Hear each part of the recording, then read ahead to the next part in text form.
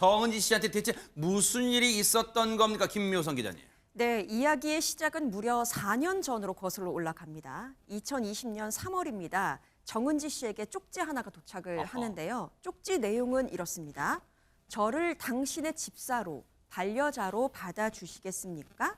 라는 메시지와 함께 뭐예요? 음식물이 전달이 됩니다. 어머나. 그런데 이런 걸 보낸 사람은요, 다름 아닌 50대 여성이었습니다. 어머나.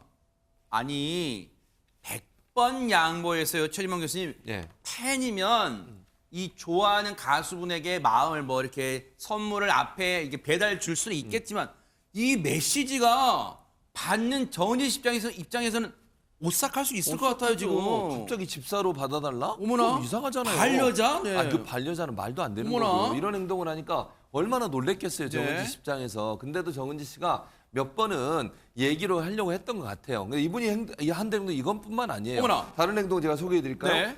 당신의 입사로 받아달라 한 그 해 네. 5월에는요. 청담동 여의도에서 청담동 헤어 메이크업 샵, 그러니까 정은지 씨가 다니는 메이크업 샵까지 그걸 또 어떻게 오토바이를 알아냈대요? 타고, 그러니까요. 어허. 아마 이제 계속 뭐 추적을 했겠죠. 어머나 세상에. 오토바이를 타고 그 차량을 쫓아왔다는 거예요. 세상에. 그러니까 정은지 씨가 타고 가는 차를 뒤에 타고 어머나, 오토바이 타고 어머나. 쫓아오고 뿐만 아니라 2021년 4월과 7월에는 정은지 씨 아파트에 잠복함에 기다리고 있었다는 거 올 어머나. 때까지 얼마나 놀라겠어요. 세상에. 집에서 무슨 경찰도 아니고 왜 잠복을 하는지 어머나. 모르겠는데 그리고 실제로요. 이 여성은 그래서 정은지 씨 측에서 수차례 접근을 하지 말아달라고 요청을 했는데도 계속 접근하니까 경찰에 요청을 했고 네. 경찰이 이 여성에게 경고를 하기도 했어요. 접근하지 말라고. 아하. 그랬는데 문자 안 하겠다고 메시지를 정은지 소속사에 보내고 그냥 나왔습니다. 하하.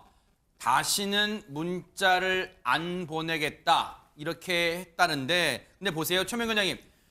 지금 이 여성의 행동이요. 물론 이 가수분들, 연예인분들은 평소에는 매니저분들이 밀착으로 같이 동행하고 또 어떤 행사가 있으면 경호도 받는다지만 아니 자기가 사는 집 앞에 누군가 몰래 이렇게 지켜보고 있다 얼마나 섬뜩하겠어요, 지금. 맞습니다. 집 앞을 비롯해서 어디 가거나 누군가 나를 쳐다보고 있을 것 같은 감시받는 느낌은 우리를 도저히 자유롭게 살 수 없게 만들고요. 세상에. 물론 누가 어떤 형태로든지 간에 나를 쫓아다니면서 감시한다라고 하면 굉장히 두렵겠지만 이분의 태도는 또 상식적으로 이해가 가지 않는 면이 많거든요. 그렇기 때문에 이런 기이한 현상과 또 예상할 수 없는 상대방이기 때문에 더욱더 기괴하면서 무서운 감정을 가지게 됩니다. 지금 제 몸에 막 소름이 오싹한 소름이 막 끼치는 것 같은데 아니 그러면 다시는 안 하겠다고 했으니까 진짜 안 한 걸까요? 그친 걸까요? 안진용 기자님. 네, 일단 본인이 다시는 문자 메시지 같은 거 보내지 않겠다라고 얘기를 했는데 이거는 그야말로 공연불이었습니다. 어머나. 실제로 확인을 해보니까 이런 문제가 발생한 후에 경고받고도 유료 커뮤니케이션 앱을 통해서 무려 544차례가량 또다시 문자 메시지를 세상에, 보냈는데 왜 그래요? 그 내용이 가관입니다. 어머나. 하나씩 살펴보면은 네. 우리 예쁜 뭉아, 이 뭉아는 정은지 씨 애칭입니다. 아직도 어머나. 일하는 거냐? 난 아직 화가 안 풀렸다.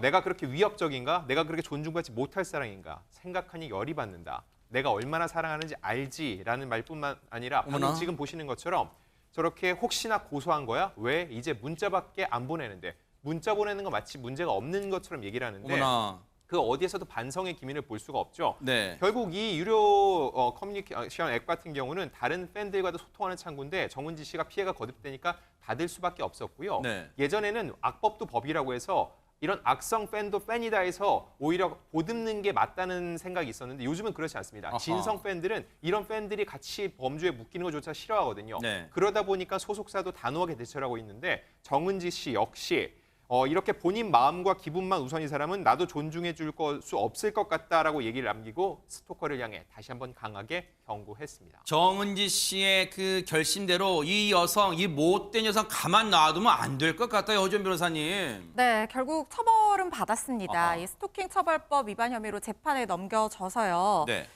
징역 1년에 집행유예 2년이 선고가 됐고요. 10만 원 벌금, 보호관찰 사회봉사 120시간, 스토킹 범죄 재범 예방 강의 이 40시간 수강 명령도 내려졌는데요.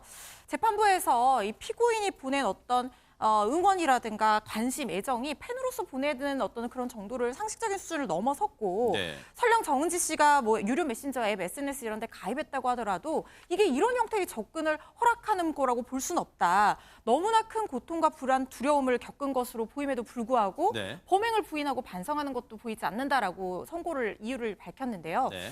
그런데 과연 이 집행유예가 나왔기 때문에 정은지 씨의 불안감이 해소될 수 있을지, 그리고 또 이 가해자가 이 행동을 멈출 수 있을지는 좀 지켜봐야 될 것 같습니다. 그래요.